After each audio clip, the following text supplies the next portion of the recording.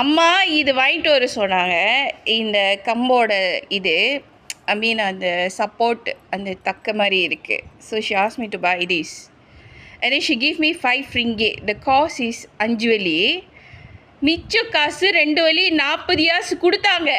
அப்போ எவ்வளோ ஆகியிருக்கும்? சீக்கிரம் சொல்லுமா, எனக்கு தலை வலிக்குது. இப்போ சொல்லுமா.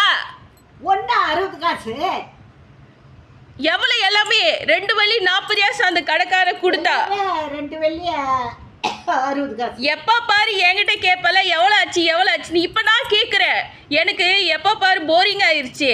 எனக்கு தலைவலி வந்துருச்சு. சீக்கிரம் சொல்லுமா, எவ்வளோ எவ்வளோ? அந்த கடைக்கார 5 வெள்ளி வாங்கிட்டு 2 வெள்ளி 60 காசு. 2 வெள்ளி 60 காசா? ஆமாம். எப்படி?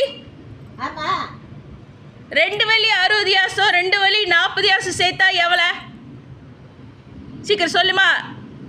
2 வெள்ளினா 4 வெள்ளி.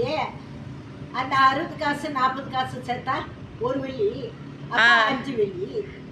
அப்போ இந்த தக்கு எவ்வளோ? இப்போ வா வலிக்கு. இது வந்து 2 வெள்ளி 40 காசு 60 காசு. 2 வெள்ளி 60 காசு. அப்போ 2 வெள்ளி 60 காசு. அப்போ இது எவ்வளோ? அதான் 60 காசு. எப்படி 60 காசு வந்துச்சு? எவ்வளோன்னு கேட்குறேன். 2 வெள்ளி 60 காசு. அப்போ மிச்சம் எவ்வளோ கொடுத்தாங்க? 5 வெள்ளி மிச்சம் 2 வெள்ளி 40 காசு.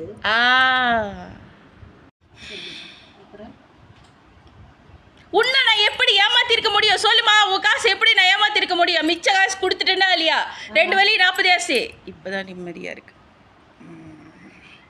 Now I feel satisfied.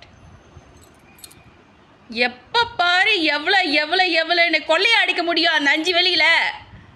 5 ரூபா கொடுத்துட்டு நிறைய கதை.